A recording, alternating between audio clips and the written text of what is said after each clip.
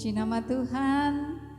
Pada sore hari ini kita akan bertemu kembali dalam ibadah online sekolah minggu. Tentunya semua sehat. Nah adik-adik, sebelum kita akan mulai, kita akan tunduk kepala dulu, kita akan berdoa. Terima kasih Tuhan Yesus, pada sore hari ini kami bersama anak-anak kami Tuhan berjumpa kembali dalam ibadah online sekolah minggu. Semua karena berkat Tuhan, semua karena kemurahan Tuhan. Terima kasih Tuhan buat kesehatan yang Kau berikan kepada kami, buat kekuatan yang Kau berikan kepada kami Tuhan. Pelihara Tuhan setiap kami, pimpin Tuhan anak-anak kami. Tuhan akan senantiasa memberkati kesehatan kepada mereka. Kami menyerahkan Tuhan ibadah online sekolah minggu kami ke tangan kuasa-Mu. Tuhan Yesus akan menyertai dari awal, pertengahan, hingga akhirnya. Kami menyerahkan ke tangan kuasa-Mu. Ampuni Tuhan dosa-dosa kami. Hanya dalam nama Tuhan Yesus kami berdoa dan mengucap syukur. Haleluya. Amin. Nah adik-adik, kita berjumpa kembali dengan Bu Eri ya. Semua tentunya sehat, semua diberkati oleh Tuhan. Bu Eri yakin dan percaya adik-adik akan senantiasa setia ya untuk mengikuti ibadah online sekolah minggu. Nah adik-adik, siapa yang saat ini siap untuk memuji Tuhan, lambaikan tangannya. Puji nama Tuhan, semua siap ya. Adik-adik, kita akan angkat satu pujian ya. Tuhan akan memanggil kita semua, sapa ayo yang dengar panggilan Tuhan. Kita akan angkat satu pujian ya adik-adik. Bu Eri mengundang adik-adik untuk bangkit berdiri. Kita akan puji Tuhan, dengar Dia panggil nama saya.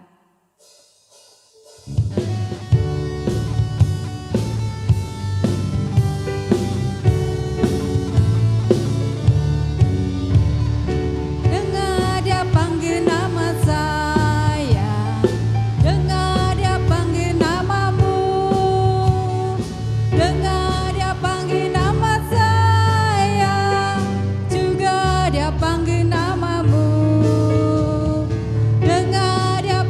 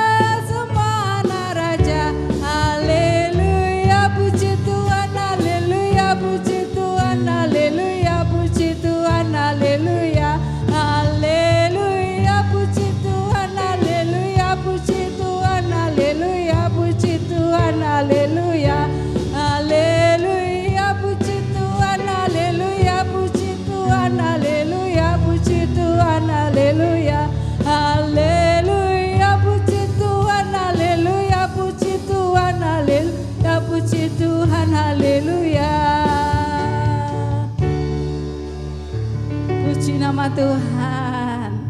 Nah adik-adik, tadi dikatakan ya, saat Tuhan memanggil kita ya, kita harus mendengar ya, dan kita akan jawab, ya Tuhan. Nah adik-adik, itu perlu ditanamkan kepada setiap kita ya. Kalau kita dipanggil Tuhan, kita harus selalu jawab, ya Tuhan. Nah, siapa adik-adik yang mau hidupnya dipimpin oleh Tuhan? Angkat tangan. Tentunya semua ya, semua mau disertai dipimpin oleh Tuhan. Kita akan angkat satu pujian lagi ya. Kita akan nyanyikan Jalan Serta Yesus.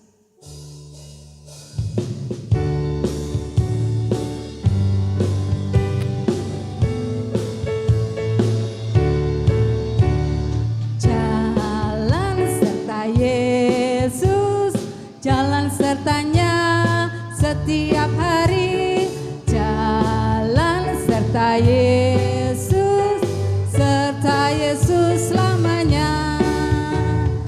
Jalan serta Yesus, jalan sertanya setiap hari, jalan serta Yesus, serta Yesus selamanya. Dalam suka, jalan dalam duka, jalan sertanya setiap hari, jalan serta Yesus, serta Yesus selamanya. Jalan serta Yesus, jalan sertanya setiap hari, jalan serta Yesus, serta Yesus selamanya. Sekali lagi, jalan serta Yesus, jalan sertanya setiap hari, jalan serta Yesus, serta Yesus selamanya. Jalan dalam suka, jalan dalam duka, jalan sertanya setiap hari, jalan serta Yesus, serta Yesus selamanya. Jalan dalam suka, jalan dalam duka, jalan sertanya setiap hari, jalan serta Yesus, serta Yesus selamanya. Rumahku ada di dalam surga, di tempat suci dan mulia. Bila hatiku sedih dan susah, ku ingat Bapakku di surga. Rumahku ada di dalam surga, di tempat suci dan mulia. Bila hatiku sedih dan susah, ku ingat Bapakku di surga. Bapakku ada di dalam surga, di tempat suci dan mulia. Bila hatiku sedih dan susah, ku ingat Bapakku di surga. Ku ingat Bapakku di surga, ku ingat Bapakku di surga.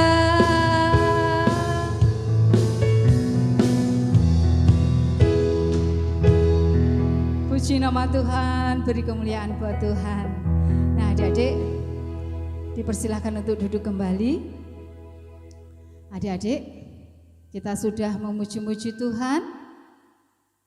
Tiba saatnya kita akan mendengarkan firman Tuhan.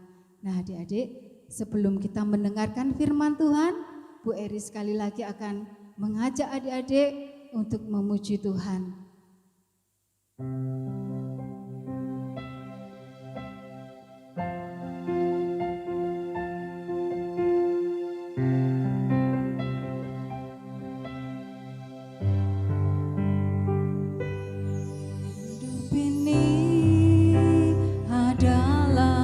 Kesempatan hidup ini untuk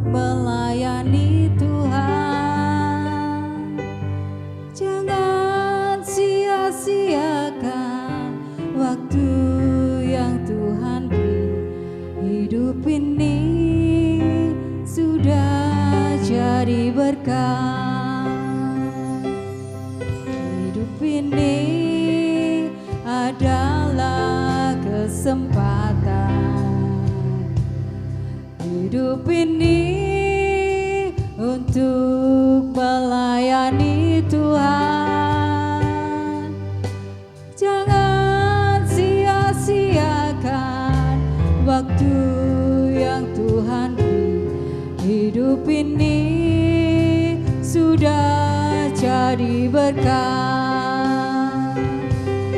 Oh Tuhan, pakailah hidupku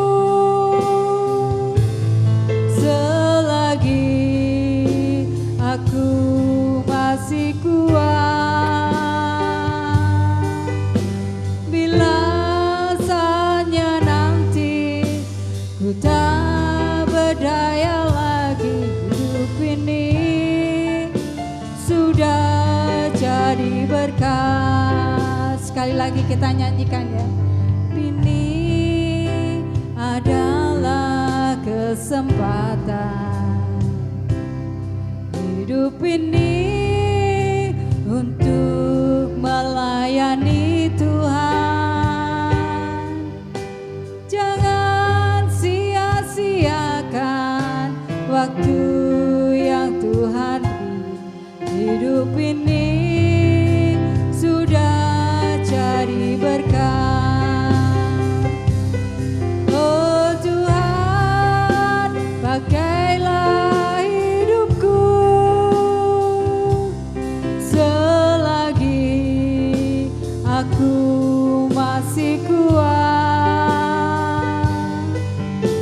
Bila saatnya nanti ku tak berdaya lagi, hidup ini sudah jadi berkat. Oh Tuhan, pakailah hidupku selagi aku masih kuat. Bila saatnya nanti ku tak berdaya lagi, hidup ini sudah jadi berkat. Oh Tuhan, pakailah hidupku selagi aku masih kuat. Bila saatnya nanti ku tak berdaya lagi, hidup ini sudah jadi berkat. Bila saatnya nanti ku tak berdaya lagi, hidup ini sudah jadi berkat. Bila saatnya nanti ku tak berdaya lagi, hidup ini sudah jadi berkat.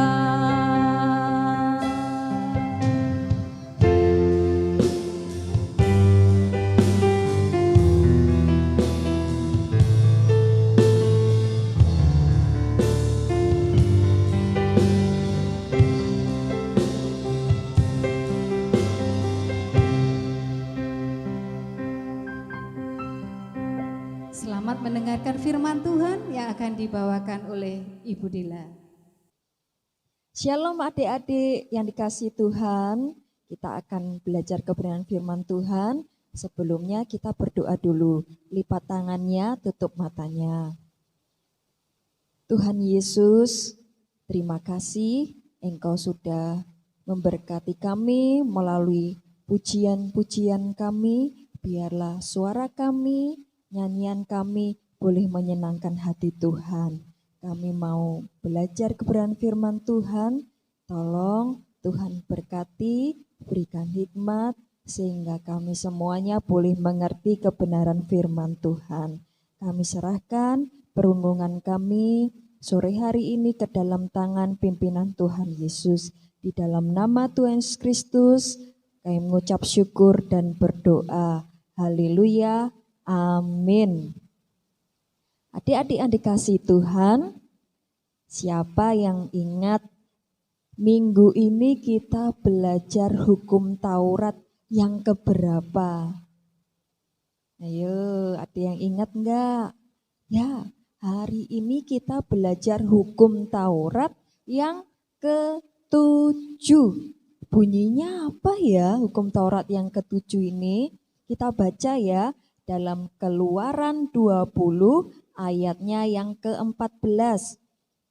Kakak-kakak yang besar yang sudah bisa membaca, buka Alkitabnya dibaca. Keluaran 20 ayatnya yang ke-14. Bunyinya, jangan berzinah. Cukup pendek ya adik-adik. Keluaran 20 ayat 14 ini bunyinya, hukum Taurat ini cukup pendek. Jangan berzinah. Apa ya jangan berzinah itu? Kira-kira adik-adik pernah dengar enggak kata ini? Atau mengerti? Mungkin banyak adik-adik yang belum tahu ya, atau baru mendengar ini. Sore hari ini kita mau belajar bersama-sama adik-adik yang kasih Tuhan. Apa itu berzinah? Berzinah ini adalah perbuatan yang tidak kudus adik-adik. Yang dilakukan oleh manusia yang belum terikat pernikahan. Sikap tidak setia antara suami istri. Di dalam rumah tangga tidak setia. Mama tidak setia kepada papa. Begitu juga papa tidak setia kepada mama. Dan juga melihat atau mengingini perempuan lain atau laki-laki lain yang bukan haknya atau miliknya. Walaupun hanya berpikir atau hanya di dalam hati saja memikirkan orang tersebut untuk melakukan perbuatan baik, ini pun juga sudah dikatakan berzinah adik-adik. Jadi berzinah ini adalah perbuatan dosa, perbuatan cemar, perbuatan tercela, perbuatan jahat yang dilakukan oleh manusia. Dan berzinah ini perbuatan yang sangat tidak menyenangkan hati Tuhan. Kita baca dalam 1 Korintus 6 ayat yang ke-9 sampai 10. Kita buka 1 Korintus 6 ayat yang ke-9 dan 10. Budila akan bacakan ya. Atau tidak tahukah kamu bahwa orang-orang yang tidak adil tidak akan mendapat bagian dalam kerajaan Allah? Janganlah sesat. Orang cabul, penyembah berhala, orang berzinah, banci, orang pemburit, pencuri, orang kikir, pemabuk, pemfitnah, dan penipu tidak akan mendapat bagian dalam kerajaan Allah. Nah, ayat ini katakan orang berzinah tidak mendapat tempat dalam kerajaan surga, tidak dapat bagian di dalam kerajaan surga, adik-adik. Jadi orang yang berbuat zina ini tidak bisa masuk ke surga. Di dalam Alkitab ada 2 orang ya. Di sini kita bisa belajar melalui 2 orang ini adik-adik. 2 orang laki-laki di dalam Alkitab, yaitu Yusuf dan Daud. Yusuf adalah seorang laki-laki, seorang pemuda yang tampan, adik-adik, ya, yang ganteng. Nah, Yusuf ini dibuang saudara-saudaranya, sehingga Yusuf ini menjadi pekerja.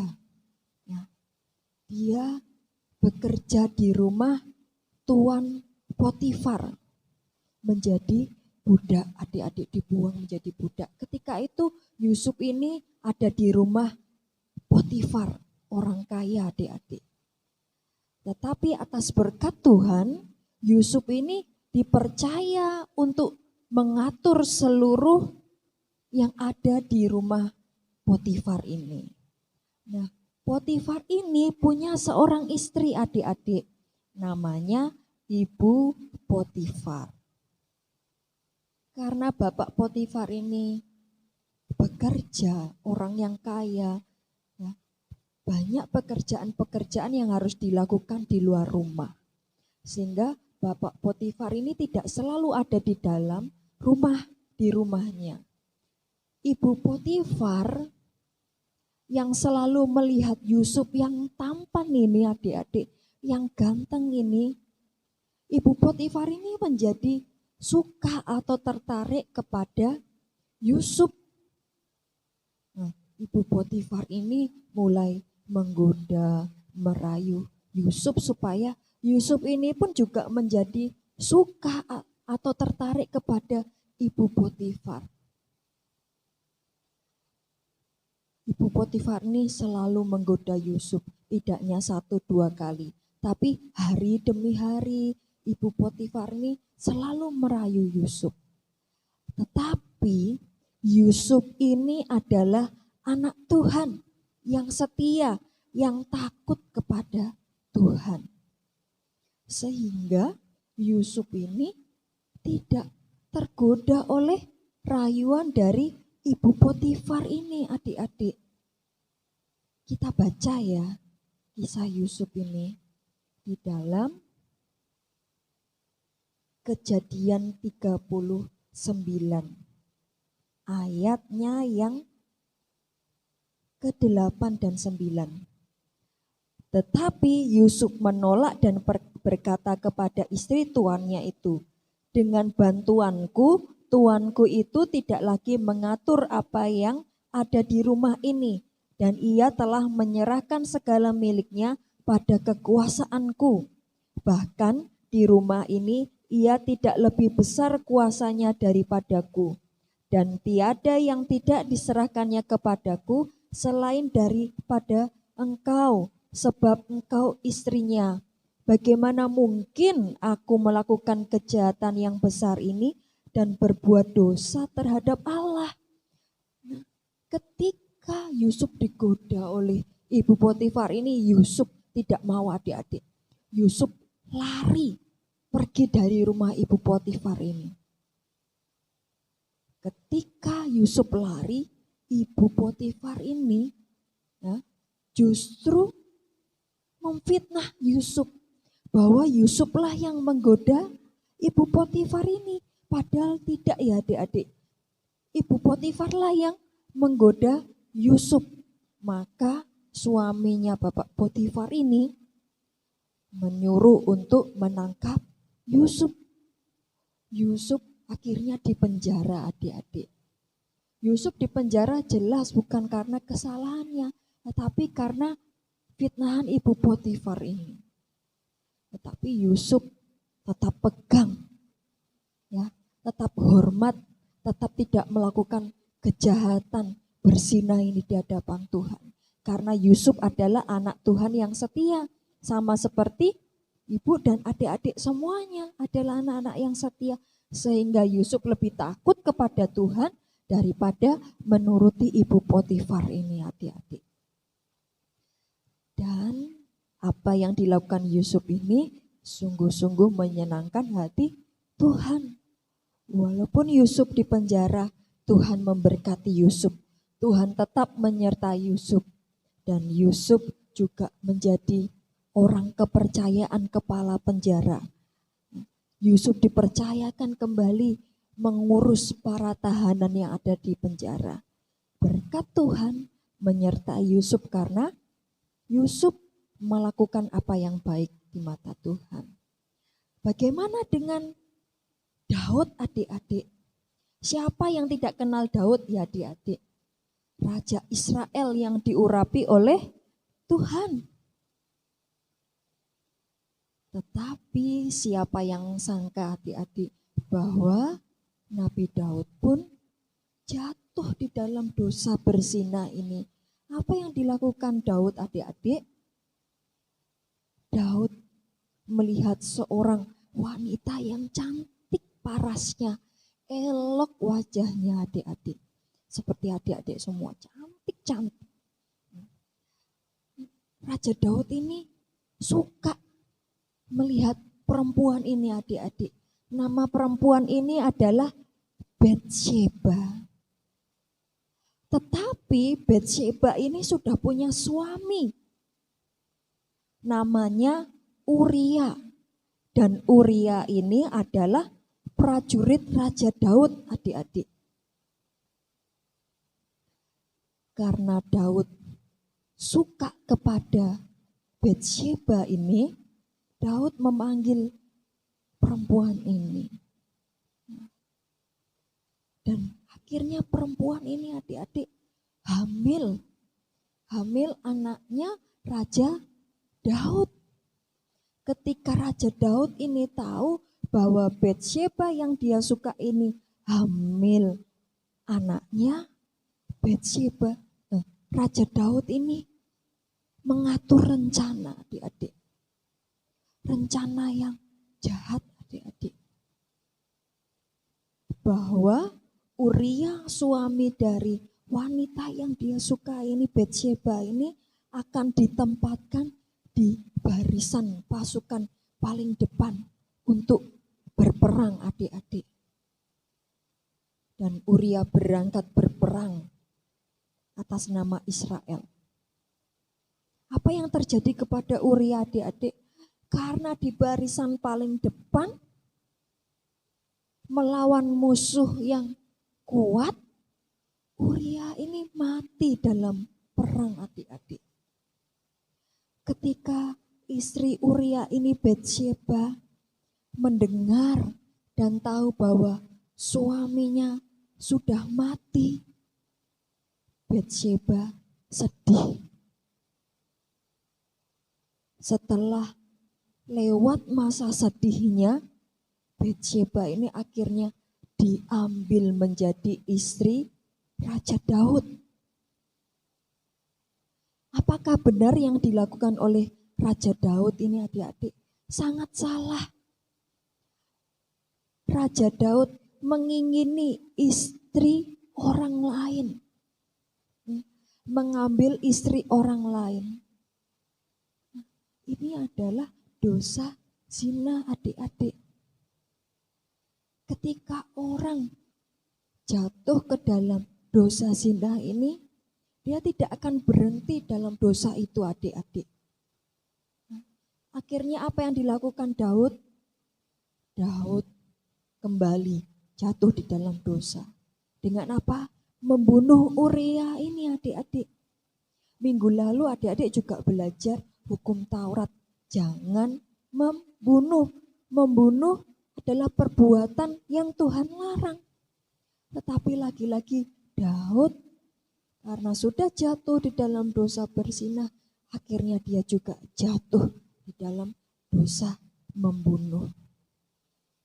Daud sadar, diingatkan oleh Nabi Nathan bahwa perbuatan yang sudah Raja Daud lakukan itu sangat menghina nama Tuhan. Sangat jahat di mata Tuhan. Daud walaupun saat itu tidak mati, tetapi hukuman itu tetap jatuh kepada Daud yang sudah berdosa. Hukuman apa? Walaupun Daud tidak mati, tetapi hukuman itu jatuh kepada keturunannya. Anak yang dikandung Batsyeba istri Uria tadi adik-adik mati ketika lahir dan umurnya 7 hari. Dan keturunan Daud tidak berhenti berperang, selalu berperang, berkelahi adik-adik. Tidak ada damai di dalam keturunan Daud. Walaupun Daud bertobat mengakui kesalahannya, tetapi hukuman Tuhan tetap Tuhan beri kepada Daud yang sudah melakukan kejahatan adik-adik. Seperti juga istri Potifar tadi, ya, merayu Yusuf, tidak hanya jatuh di dalam dosa berzina tadi, tetapi apa adik-adik? Dia juga memfitnah, memberikan saksi yang bohong, tidak benar, dengan menuduh bahwa Yusuf juga lah yang merayu ibu Potifar ini. Sehingga dosa ini sangat mengikat adik-adik. Tidak hanya satu dosa yang kita lakukan, tetapi dosa-dosa yang lain mengikuti juga akan kita lakukan jika kita melakukan dosa ini adik-adik. Apa yang harus kita lakukan ya adik-adik supaya kita tidak jatuh dalam dosa, tidak jatuh di dalam dosa berzina? Yang pertama, ingat dan turuti nasihat firman Tuhan.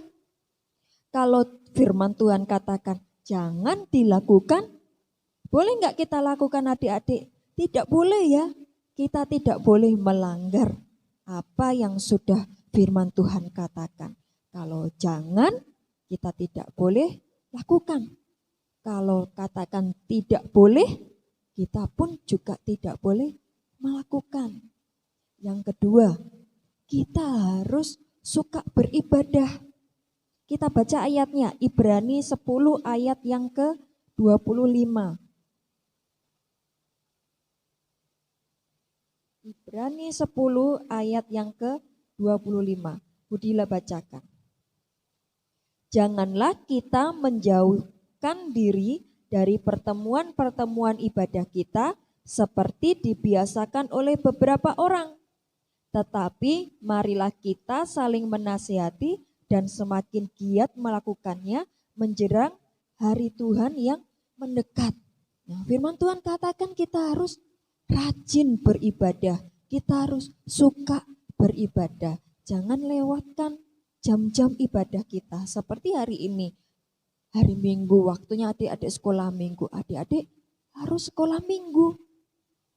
Jangan sampai lupa. Ketika kita beribadah, kita akan mendengarkan firman Tuhan, belajar firman Tuhan. Semakin banyak kita tahu firman Tuhan, semakin juga kita tahu apa yang boleh kita lakukan dan apa yang tidak boleh kita lakukan adik-adik. Yang ketiga, supaya kita tidak jatuh di dalam dosa adik-adik, kita harus bergaul dengan teman yang baik. Kita baca lagi ayatnya, 1 Korintus 15 ayat yang ke-33.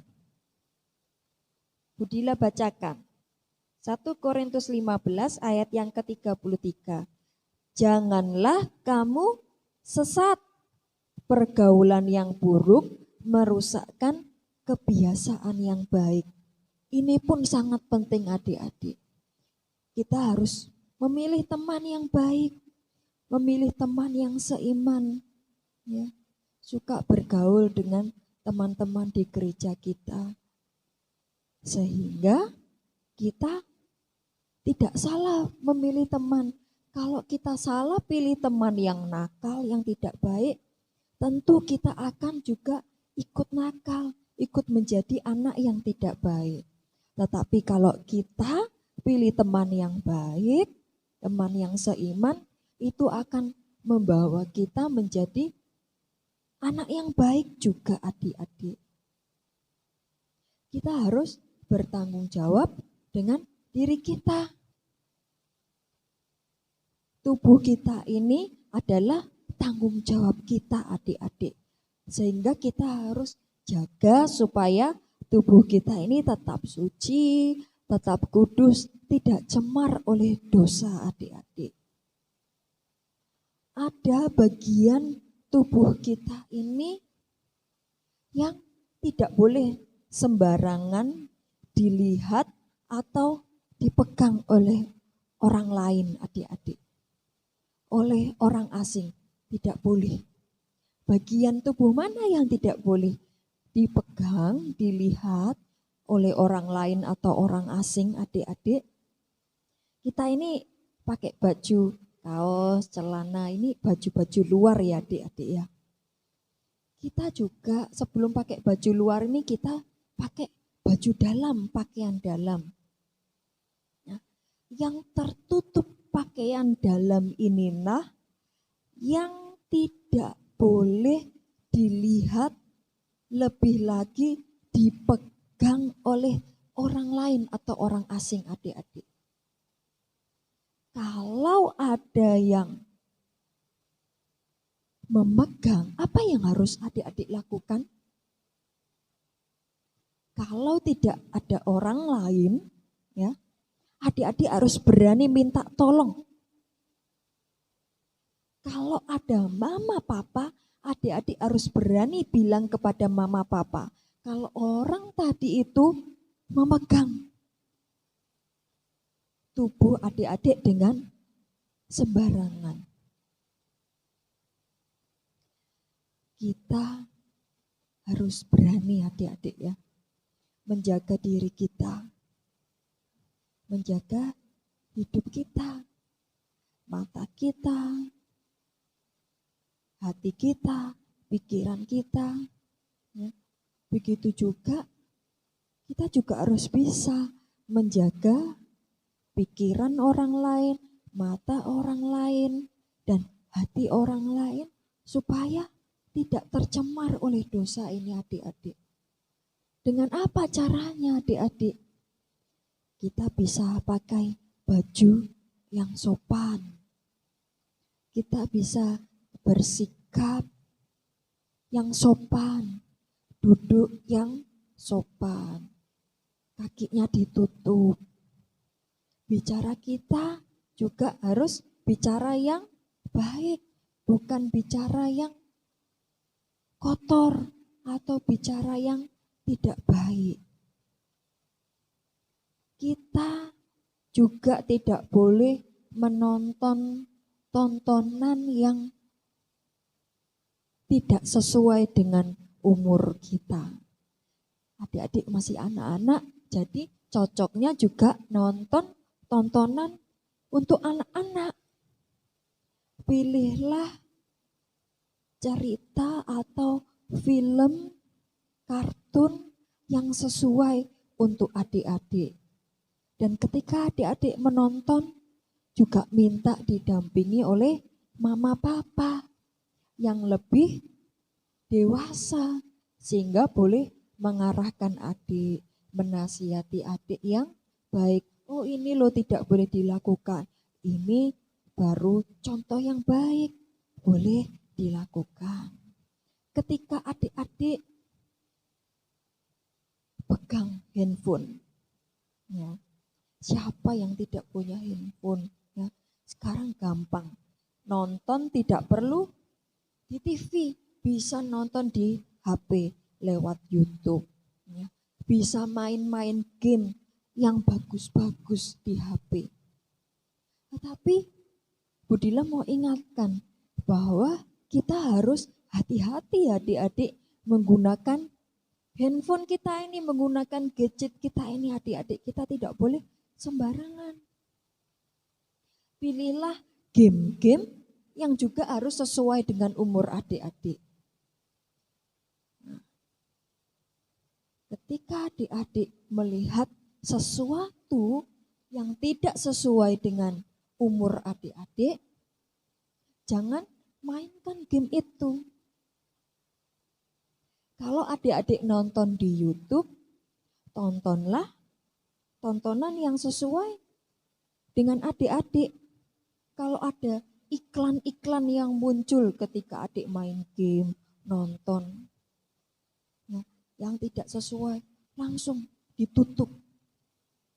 Lebih-lebih sangat bagus kalau adik-adik ketika menonton ketika main game didampingi oleh mama papa. Mama papa yang pilihkan game atau tontonan sehingga adik-adik tidak salah menonton.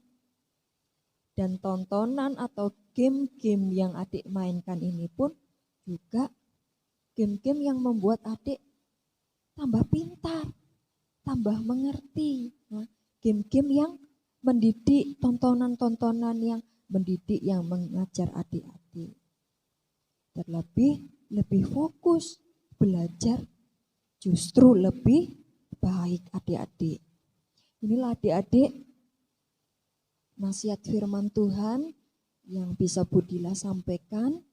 Biarlah boleh membangun adik-adik, boleh mengingatkan adik-adik untuk semakin tumbuh menjadi anak yang baik, anak yang menyenangkan hati Tuhan.